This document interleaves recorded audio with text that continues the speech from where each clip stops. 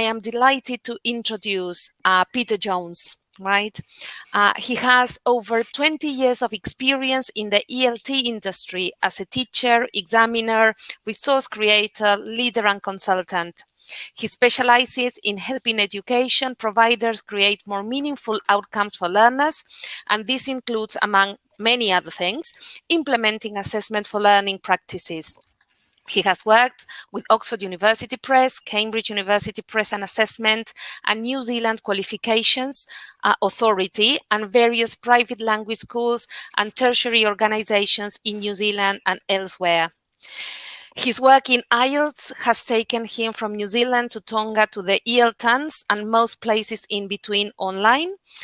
And his recent projects have included writing an assessment for learning focus paper for Oxford University Press and integrating an organization-wide learner well-being strategy in a tertiary institution in New Zealand. So, Peter, I see you on the screen. Good morning, or good evening, good afternoon. So, welcome, and the floor is all yours. Your slides are there already. Thank you, Maria. Thank you, and hello, everyone. I'm tuning in here from Auckland, or just outside Auckland in New Zealand, so it's first thing in the morning for me. I know that for all of you spread around the world, it's going to be all different time zones. So I guess I'd like to start by reassuring those of you who don't know what assessment for learning is that over the next hour you'll get a really good idea of what it is. And for those of you who already have an idea and are perhaps practicing it in your teaching, that you'll find the next session reassuring and hopefully deepen your understanding of what assessment for learning is, how it can benefit your learners, and how you can put it into practice. And I'd like to start with a question so that I get a better idea of what exams everyone is teaching. So we're going to put a poll on the screen, and I'd like you to answer which type of exam you're currently teaching. Are you teaching an English proficiency exam, one of the international English proficiency exams like IELTS, PTE, TOEFL, B2 First, CET or PET? Are you teaching an international proficiency exam for young learners like TOEFL Junior or A2 Flyers? Or are you teaching a national proficiency exam like Matura in many European countries or APEN in Japan? I'm going to submit my answer. So, like many of you, I can see at the moment, over 54%. It's changing as we speak. My experience is primarily in international proficiency exams for adults and a national proficiency exam here in New Zealand. But everything that I'm going to be sharing today is supported by research into a broad range of contexts. And I'm also sharing this as a learner myself, having been assessed in different contexts and experiencing as a learner different approaches to assessment. So even if you don't have any experience of assessment for learning techniques as a teacher, I'm sure you will have seen some of these as a student, or I hope you will have. It's pretty even. The poll was pretty even there, spread across the three types of exam. The outline for today's session is we're going to look at what assessment for learning is, and we're going to do that in relation to how it might be similar and different to other assessment terms that you're probably familiar with already. We're going to look at the goal of assessment for learning in exam preparation, and of course it's about helping students succeed in the exam to get the score they need to pass, But it's about so much more than that, and we're going to look at some of those things. And then we're going to look at some assessment for learning techniques in action. And we're going to do that in the context of a speaking test or part of a speaking test from an international proficiency exam.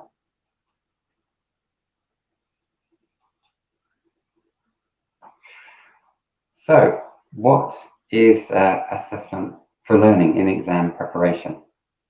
Well, it's about using assessment to help learners learn, to support your students with their learning, rather than about measuring their progress at a particular point in time or giving them a score to show them their progress or their level at a particular point in time. So it's very much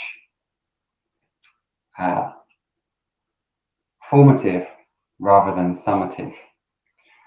So a typical exam preparation course might involve different kinds of practice activities, and some of those practice activities might be practice tests or part of practice tests, but more broadly they could be any kind of activity that you do in class that gives you an opportunity to assess where your learners are at. And over the course of a course, there are going to be lots of activities that you do. And then this is the formative part of the assessment, where you are diagnosing what your learners can and can't do, what help they need. You're providing feedback on their performance, and you're making decisions about future learning. So about what you might focus on more in the course, what you might revisit, what extra support your learners might need outside of the classroom. So all of these practice activities are informing what happens in the classroom, leading up to that final summative exam, where your students are given a score. And this score will allow them to, or not allow them to, do certain things like go to university, graduate from university, immigrate to another country, get a job. And that's the summative part of the assessment. It's not always quite as clear as that, because the summative part of the assessment can be used for formative purposes. If, for example, a learner doesn't pass the exam or doesn't get the score they need, and they re-enter your course or they repeat the program, then you could use those scores, and the learner could use those scores to inform what additional help they might need, where they need to improve. Some exams now, when they provide the results, they might also provide some feedback together with a score. So there might be a formative element to summative assessments. And likewise, if you provide a score during the practice activities, if you're giving students a score as well as feedback or instead of feedback, then it's those practice activities are actually more summative in nature, because students tend to focus on the score before or above any kind of descriptive feedback that you give.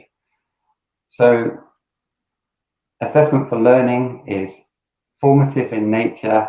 It's very much about the feedback that you give and how that informs future learning, rather than about providing a score. So in these different elements of assessment for learning, so the diagnostics, the feedback, and the decisions about future learning, I've got a question for you. Who is involved in this process?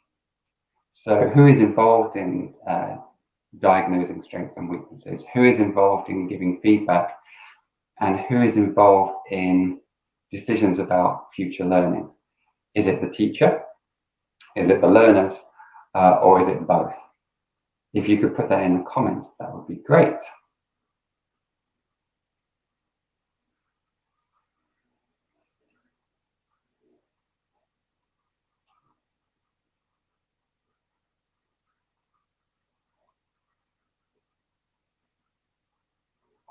I can see most of you are saying both, teacher and learners, both. In fact, I think everyone's saying both. Well, that's fantastic. Because that's what assessment for learning is. It's this two-way process between teachers and learners, and between learners and learners. It's the conversations that are had around assessment.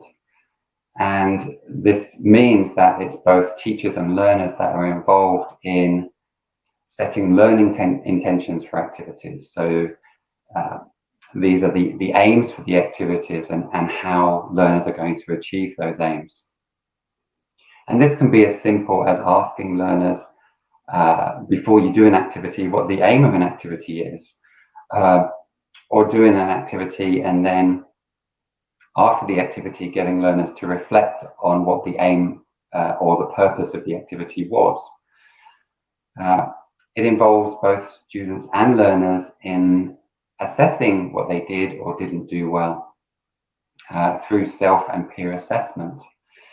And it's important to remember that learners need training to assess themselves and each other accurately. And we're going to look at some examples of how to do that later. Students are also involved in getting this shared understanding of what success looks like, the success criteria. And you can help make this happen by using your learner work as samples, where learners demonstrate the level that they need to be at. You can use their work, their speaking, their writing as samples for other learners, so that they are involved in this process, and also in providing feedback through self and peer assessment. And like I said before, learners need training in this, but also they need your feedback on their feedback. So for learners to become confident at self and peer assessment, and for learners to become confident in their classmates' assessment of them, you need to give them feedback on their feedback. So you need to confirm that their feedback is accurate, their assessment is accurate, or you need to challenge it when perhaps it's not. And then over time, learners gain that confidence in their own and each other's ability to assess and provide feedback.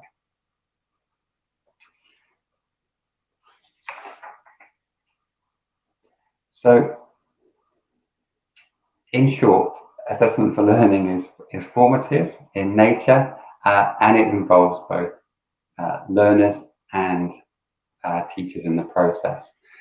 And traditionally or historically, formative assessment might well have been carried out more by teachers without learners in that process of making decisions about learning and assessing and providing feedback. And so in that sense, formative assessment and assessment for learning are two different things and cannot be used interchangeably. But if you think of formative assessment as having the learners involved in these things, and if that's how you're doing formative assessment, then in fact assessment for learning and formative assessment are the same thing, and they can be used interchangeably. So what's the goal of this? Why is this a good idea? And that's the next part.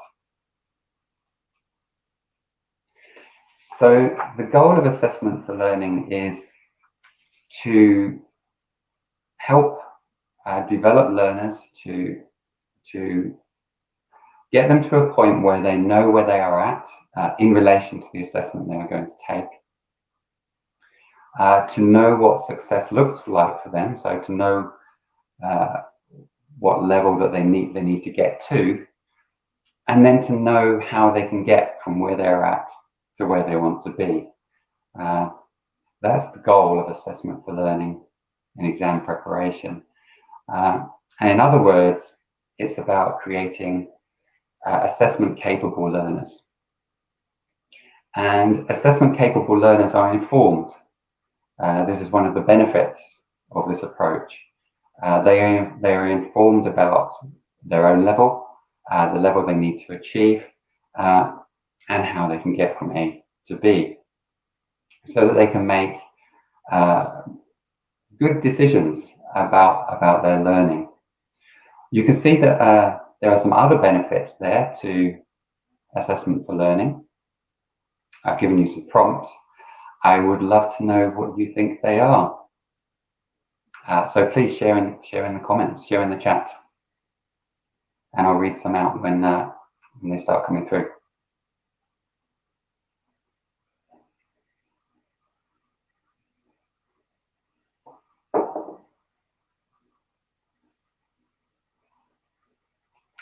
I can see motivated. Yes, the second one is motivated.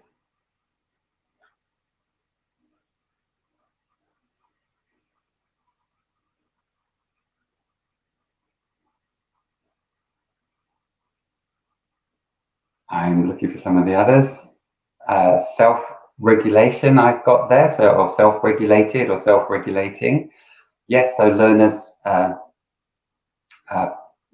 assessment for learning supports and encourages and fosters self-regulation among learners. So that's learners' ability to plan their learning, which includes goal setting, to control their learning, which might also involve asking for help, and then to evaluate and reflect their learning and make changes where they need to. I can see some of you have got success or successful, and yes, research shows that assessment for learning can mean that there are better outcomes for learners in terms of their exam result. And empowered. Yes, you're putting the control into the learner's hands. You are giving them the power to determine their futures in a way, to help shape the direction of the course, what's focused on, the aims of activities, the feedback they give, the feedback they receive, and this is very empowering. And I can certainly speak to that from both being a teacher in class and also being a learner in a class where assessment was approached in this way. So yes, there are many benefits to assessment for learning, and that's why we're here. That's why we're learning more about it. That's why I enjoy talking about it.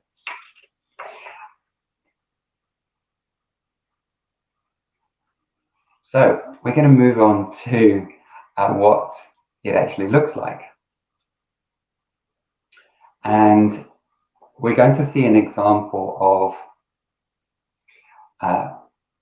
a learner from China. Her name's Nancy, and she's going to answer some speaking questions, some personal questions, and it's from an international proficiency exam. But the types of question are very common in all types of English language exam. And we're going to start by looking at what the learning intentions of this activity were. So there's Nancy, smiling, happy to be learning and giving the chance to prepare for her exam.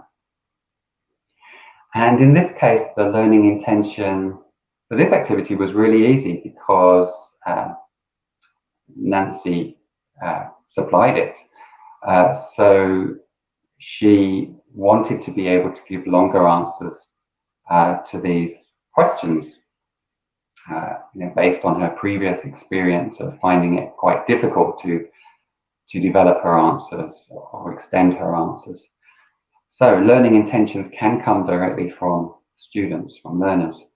Learning intentions can also be using a particular exam strategy, which means answering the question in a way that's going to maximize chances of success. It could be improving on a previous performance. It could be putting into practice some use of language that you've been focusing on in class. It could be avoiding a common mistake. So the learning intentions can take many different forms, and it's going to depend on where you are in the course, but also bearing in mind what's achievable for your learners, because you want them to be successful. And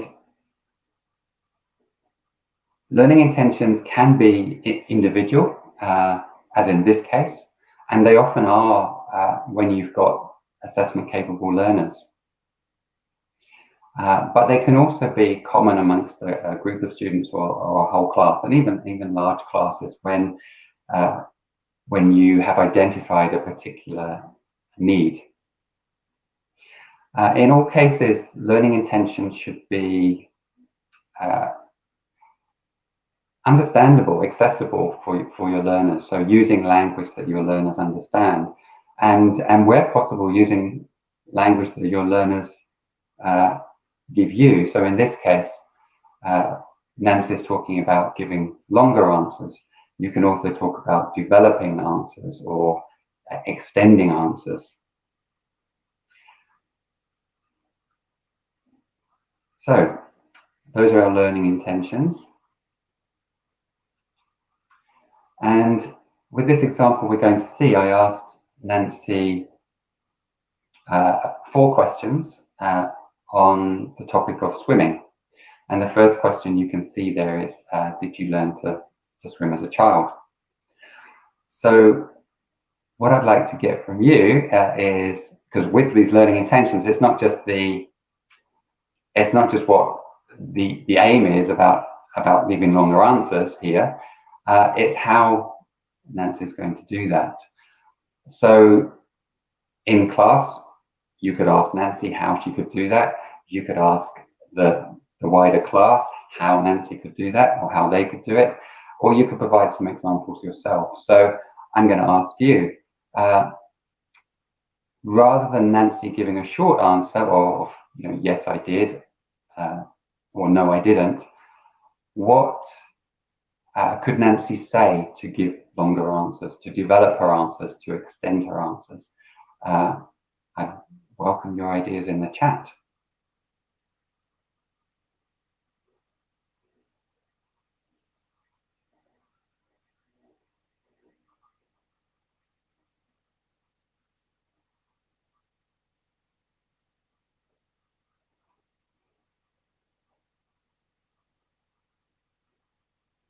So how could Nancy extend her answers to that question? What extra kind of information could she give?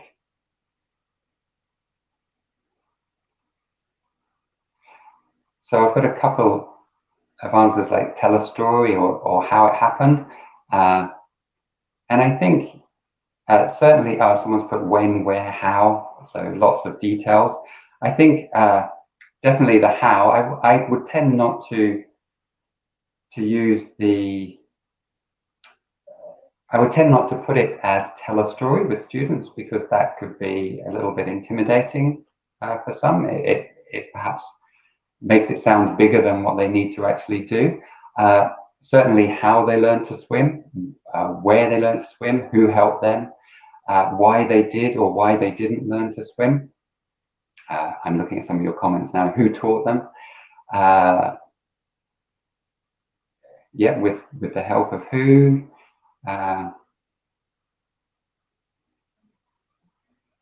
Yeah, where, when, why. So yes, all of these questions, and giving those ideas or getting the learners to come up with those ideas is then going to increase the chances that your learner, in this case Nancy, is going to achieve the aim, meet the learning intention of this activity. So we of course need to know what success looks like, and our learners need to know what success looks like. And this is also what we're going to talk about next. So in this case, what we're going to look for is, and I'm going to repeat this just before we listen to the recording, but we're going to listen for how well, first of all, did Nancy extend her answers? Did she give longer answers? And did she do this in a way that was easy for us to follow? And if you notice that she did, fantastic. If you notice that she didn't, you could put a comment in the comments about which answer she could have extended further. And this is all part of diagnosing what she does and she doesn't do well.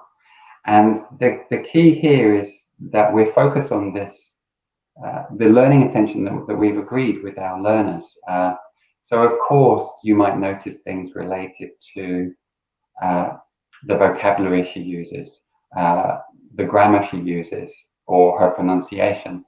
But our main focus needs to be on how she does in relation to the learning intention. And also the success criteria, so how well she needs to do this. And so this is my question for you, just before we listen to Nancy. Do you think she extends the answers to my 4 questions?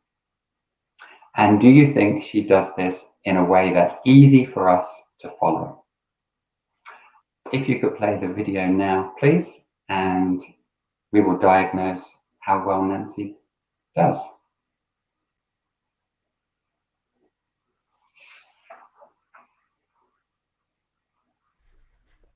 I'd like to ask you some questions about swimming. Did you learn to swim when you were a child? Yes, when I was 12 years old, I learned how to swim, and at that time I was quite a professional. Yeah. And how often do you go swimming now? When I was living in China, I once a week I swim. But now here I want to focus on my English study. So maybe in the future I will try like twice or 3 times 1 week. And what places are there for swimming where you live? Near my home there is a swimming pool, indoor swimming pool, and I was the member in that swimming club, so it's really convenient for me at that time. And do you think it would be more enjoyable to go swimming outdoors or at an indoor pool? I prefer indoor swimming pool because if you swim in outdoor swimming pool, that it really depends on the weather. Like in the winter, you couldn't, and even in summer, if raining. But for me, like indoor swimming pool, you don't care about the weather conditions. Yeah.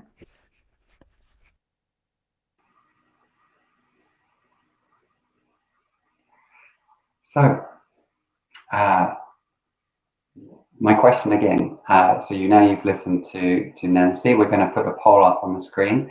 Do you think Nancy extended her answers? And do you think she did this easily and in a way that was easy for us to follow? So if you could answer yes or no, and then we'll have a look at what most of you think.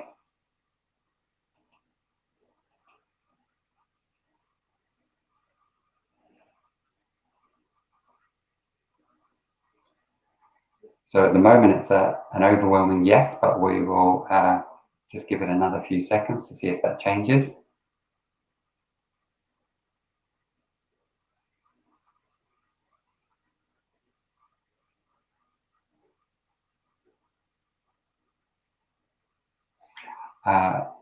Someone's put it was nice to hear her voice. Lovely thing to say.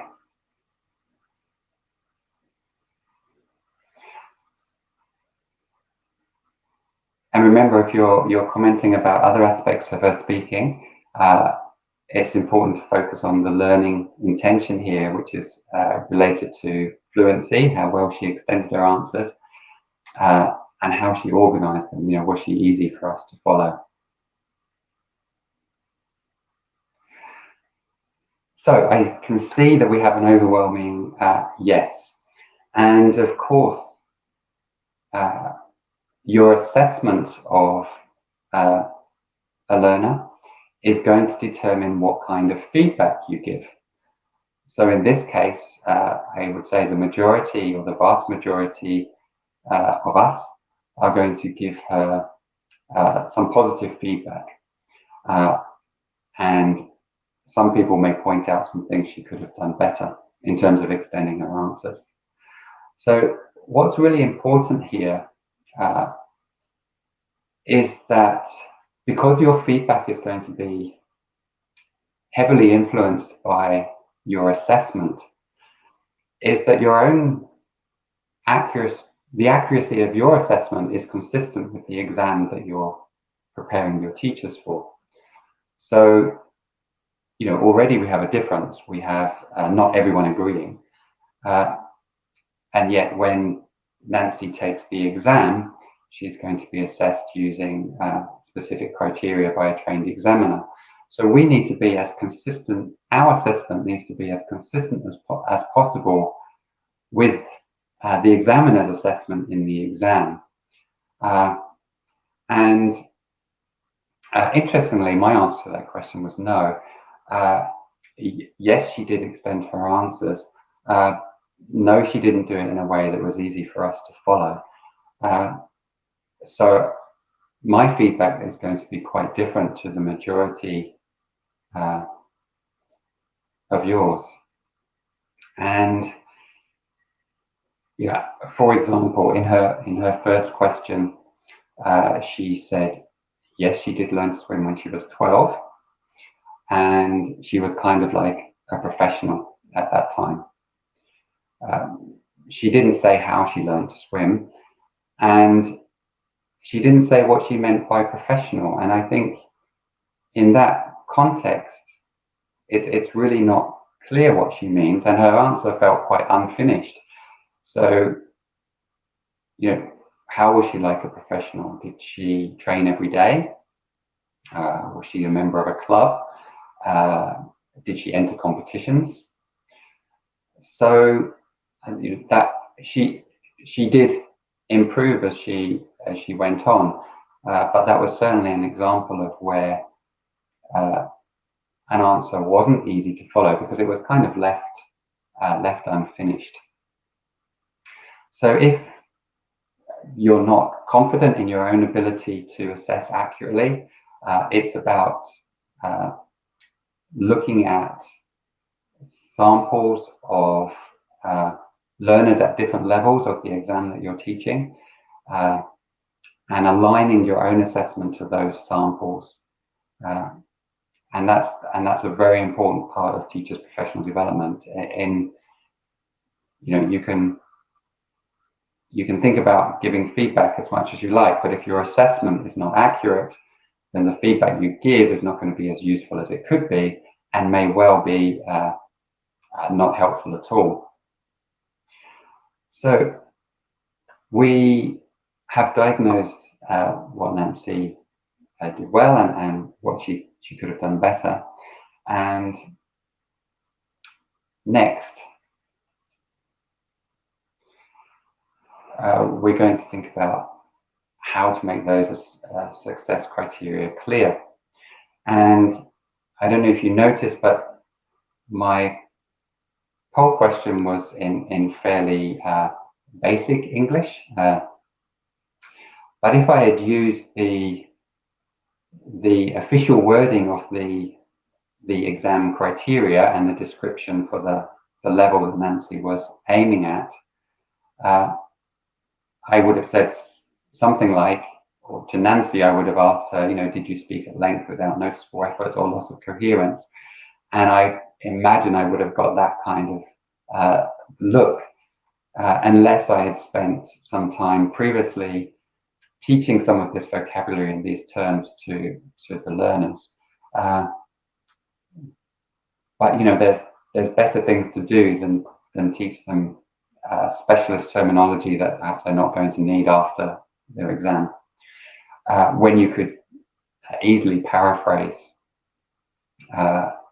this criteria or this success criteria and use language that your learners understand. So, did you extend your answers? Was it easy for you to do? Were your answers easy to follow? It's also important to illustrate success criteria. So, descriptions of success, the wording of assessment criteria is not enough on its own.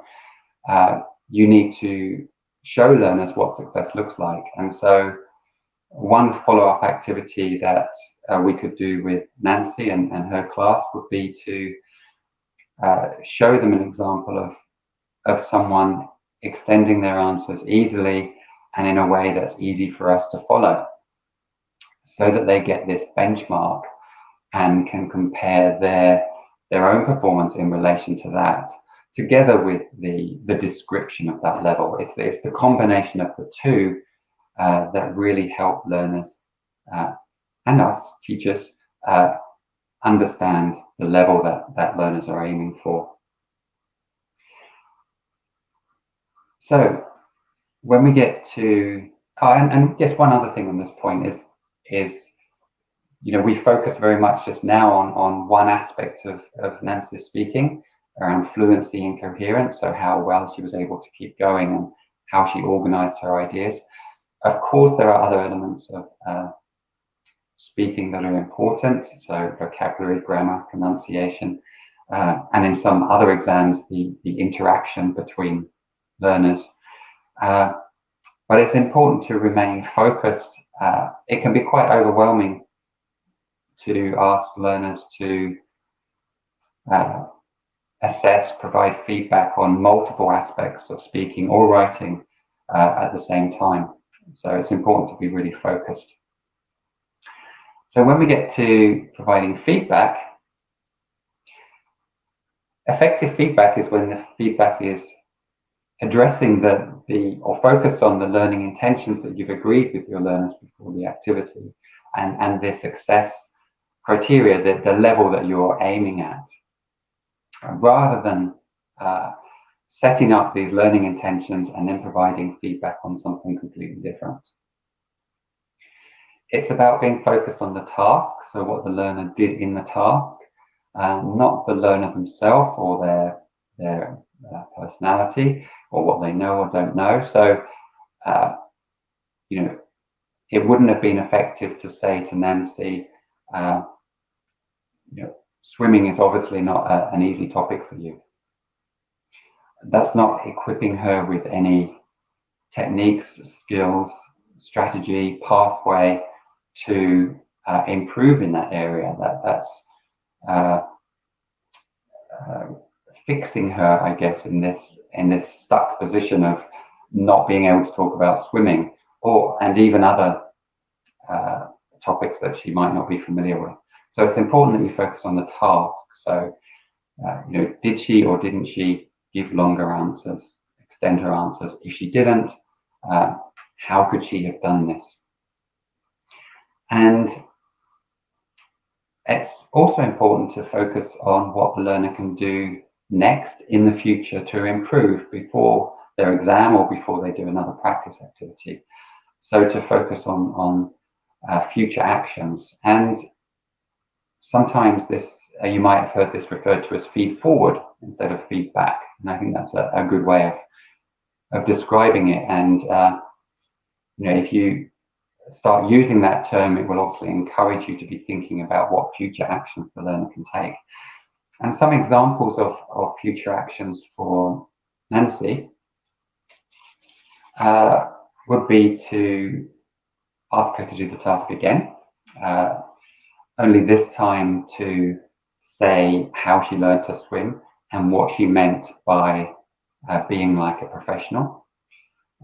Did she train every day? Was she part of a club? Did she enter competitions? You could also ask her to practice answering questions, similar questions, but on a different topic. Did you learn to ride a bike as a child? And practice extending her answers on those topics, because of course you can't predict exactly what questions your learners are going to get in the exam. Effective feedback should also be specific and clear, well timed. So for speaking, as soon as possible after the practice, or in certain cases, even during the practice, and at an appropriate level. So going back to using language your learners understand. And ideally it should actually be reflective in nature. And so perhaps before providing any feedback yourself, would be to ask the learner or learners how well they think they did, but not in general terms, focused on those learning intentions. So for example, we could have asked Nancy, which question or questions do you think you could have extended your answers further? How could you have extended your answers? So giving them an opportunity to self-assess before you provide your feedback, which will hopefully be consistent with their feedback, but you may need to challenge it. And challenging learners' self-assessment or peer assessment is part of our role in training learners to become better at self-assessment and peer assessment, and learning to trust their own assessment and the assessment of their peers. So to summarize, assessment for learning and exam preparation is about learning intentions for activities, making those clear, making the success criteria clear so learners know what they are aiming for, diagnosing what learners can and can't do well or don't, in line with the assessment criteria of the exam that you're preparing your learners for. And then providing effective feedback and feed forward so that your learners know how to improve. But more crucially, it's about how you do this, and it's about doing it in partnership, in collaboration with your learners. So learners have more agency in the process. And in that way, what you're doing is you're multiplying the impact that you can have. You may well be an expert in the exam that you're preparing learners for, but if you help your learners also become experts, you're multiplying the impact you can have. Learners can help each other, they can help themselves outside of the classroom when you're not there. And therefore, kind of extending the contact hours in a sense, that's part of the course. And these skills that you're developing, that you're fostering, have benefits beyond the exam that you're preparing students for. They have benefits for your learners in other things they are learning, and things that they will learn on the other side of the exam that you're preparing them for, which is why I do it, which is probably why you're here, And I'd just like to finish, I think, before I've got some questions for you, and you can ask me questions, by putting it in the words of John Hattie, Professor John Hattie, and he said that you know you've been successful at assessment for learning when your students see themselves as their teachers. You know you've been successful in assessment for learning when your students see themselves as their own teachers. This is our aim. It has benefits, and that's a good way to end, I think. So, I guess as a kind of summary and a chance for questions, I have a question for you, and you can ask me some questions too. If you put them in the Q&A part of the chat, we'll look at some questions, but I'm also going to ask you some. So my first question is, in your words, how would you define assessment for learning?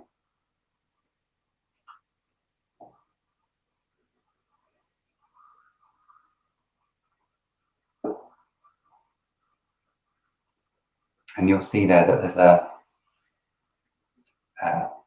paper on effective feedback that's popped up on your screen.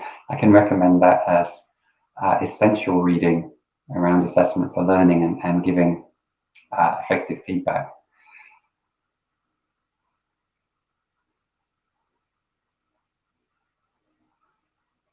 Elena, thank you. Just simply learning to learn. And I think that sums it up in 3 words very nicely: learning to learn. Learning to learn how to be assessed, learning to learn how you're going to be assessed and what you can do about it.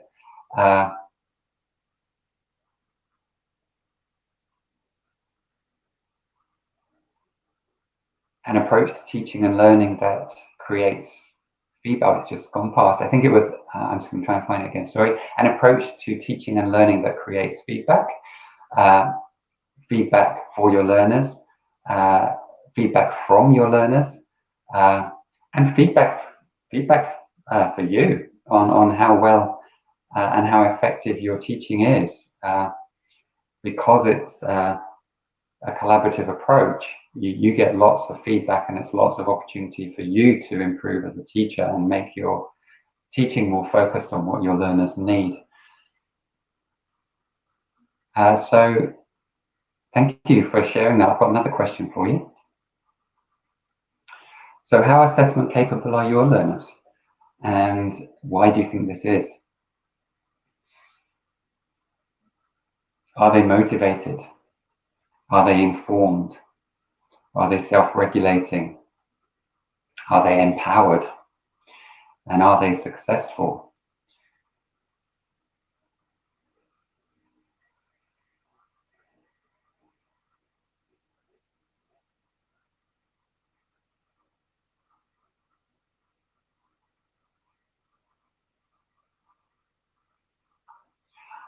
Comments are coming in thick and fast, so I'm just going to scroll down and see what we've got. So some people are saying motivated, informed, self-regulated. So I'm assuming that means your learners are those things, which is fantastic.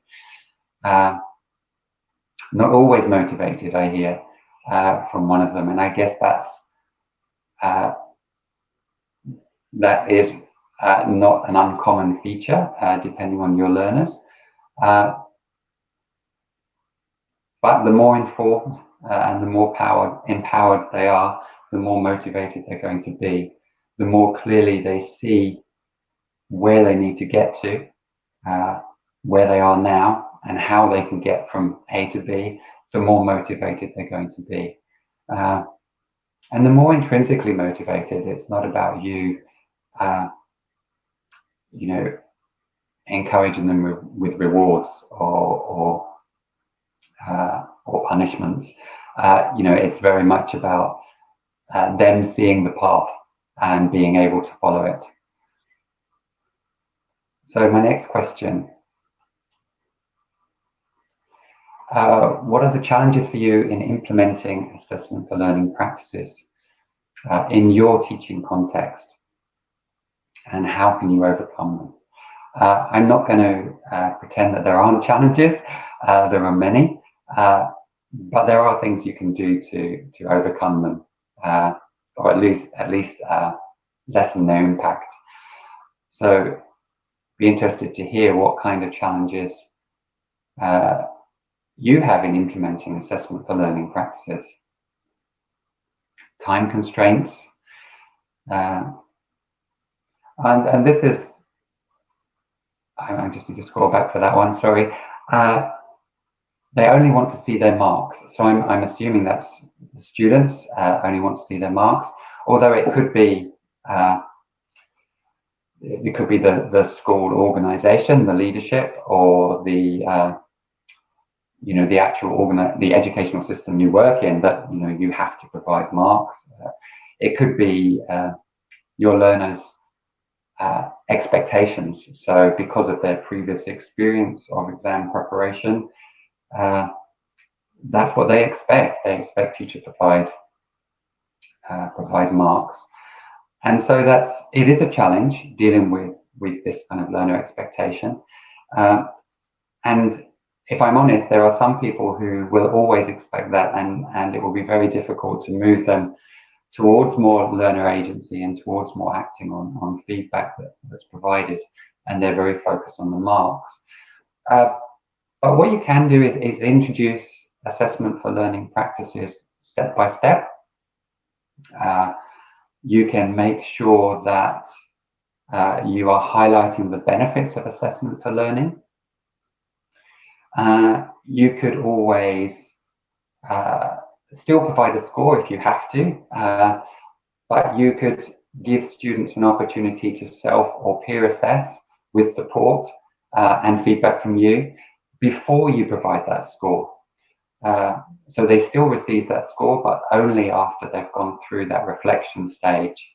So there are ways of overcoming these challenges, but it's not always easy, and I understand that. So my next question: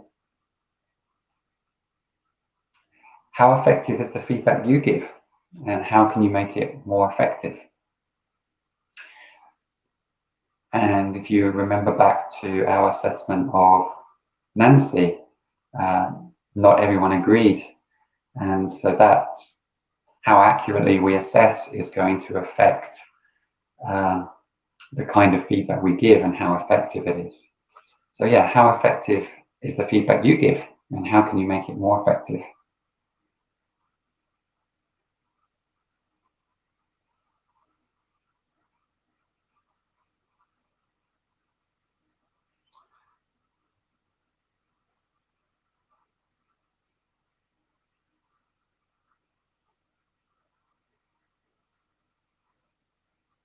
Simple feedback. And simple feedback, I think, is it's about using language your students understand, and focusing on the learning intentions, or relating your feedback to the learning intentions and the success criteria.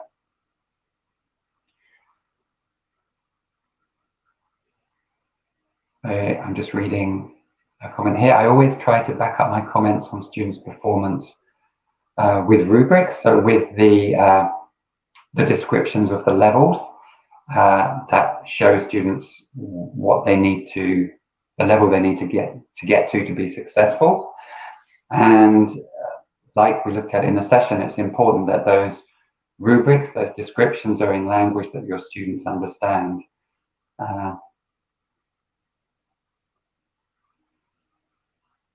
And my last question for you before I'm going to look at the questions you've asked me.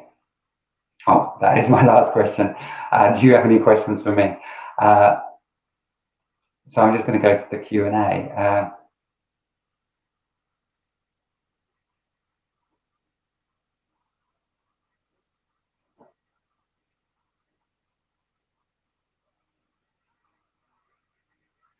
This is an interesting question, and it's. I'm going to just have a think about this. I'll read it out so everyone can, so everyone knows what I'm talking about. So this is from Rosemary. would you take a different approach to assessment for learning depending on whether you are in a mono or multilingual teaching context? So I'll read that again. Would you take a different approach to assessment for learning depending on whether you are in a mono or multilingual teaching context? And I think my short answer is no. I think all of the principles to assessment for learning are relevant to both those contexts.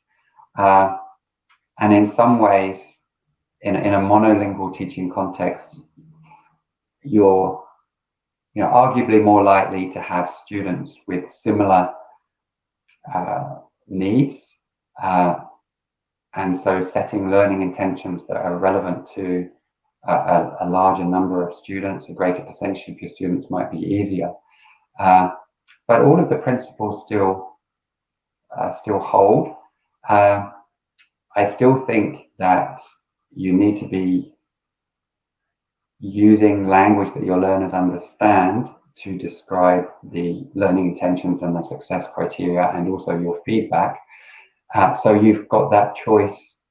If you're teaching in a monolingual setting and you speak the same language as your students, you've got that choice, as you do in any part of your teaching, to use their first language if that means they're going to understand where they're at, where they need to be, and how to get there better. So that's a choice that you'll need to make, as you do with any aspect of your teaching, when you're in that monolingual setting and you speak the same language. I'm going to see if there are any other questions. I'm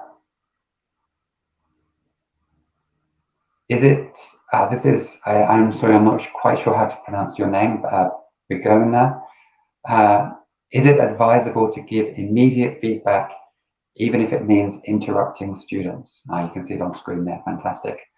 I guess it comes down to the learning intention. If you're, for speaking, for example, if your learning intention is to give students an opportunity to practice their fluency, then you may not want to interrupt them during the activity, and then get students to reflect on their performance at the end, and give feedback yourself, so confirm or challenge the students' self-assessment or peer assessment. If the learning intention was perhaps to avoid a common mistake, and it was speaking, then perhaps you might want to, and you notice people making that mistake, then if you can do it in a way that doesn't dent your students' confidence, then correcting during that activity might be totally appropriate and suitable and more effective.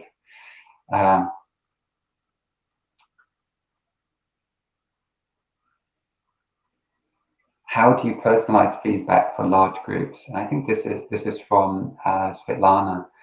How do you personalize feedback for the large group? And this is a common question around assessment for learning. What do you do in large classes?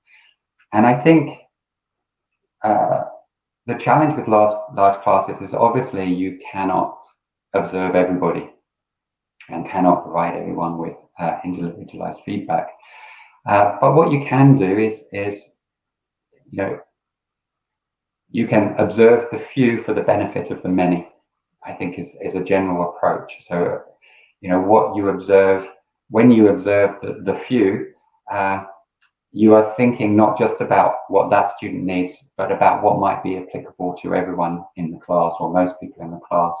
So you're looking for common challenges that students face, or a particular strength of the students that you're observing that other students would benefit from knowing about. So you're trying to give feedback that's, yes, it's useful for the student or students you've observed, but it's also useful for many other people. That's one, I guess, way of thinking about it. The other thing you can do is to make annotated samples of students' work, if it's writing or if it's speaking, videos available for the class, showing what success looks like at a particular level. Now, some of those might be publicly available from the exam makers that you're helping your students prepare for, or you may use students from your own class to do that, and then make it publicly available. And I think yes, assessment for learning is a challenge in large classes, and also online, in online classes, for the same reason that you can't observe everybody.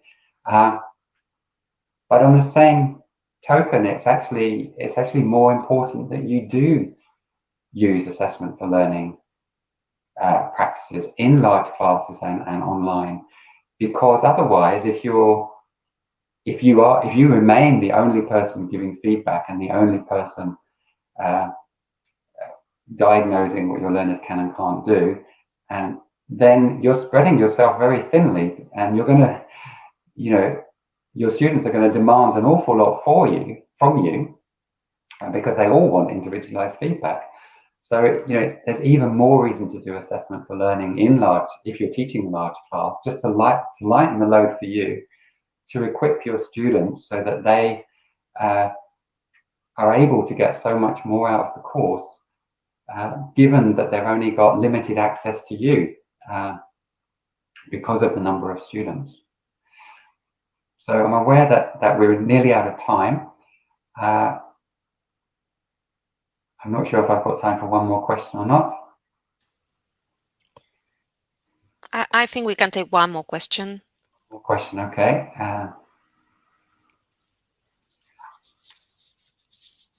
Or maybe actually I won't take a question, I will just share something from Gloria, which is a great idea.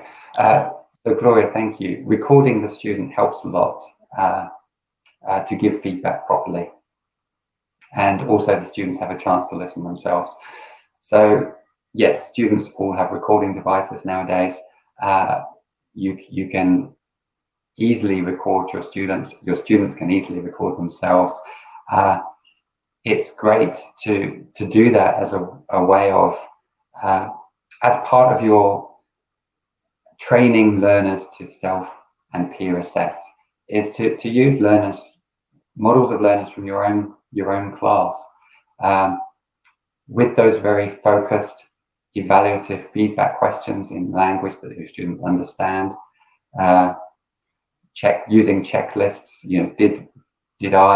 Did this student do A, B, and C? So that's definitely a tool that I recommend utilizing in your classes. And I think that's pretty much time. So thank you very much. I hope you found it useful. I hope you're able to apply some of the ideas today to your own teaching context.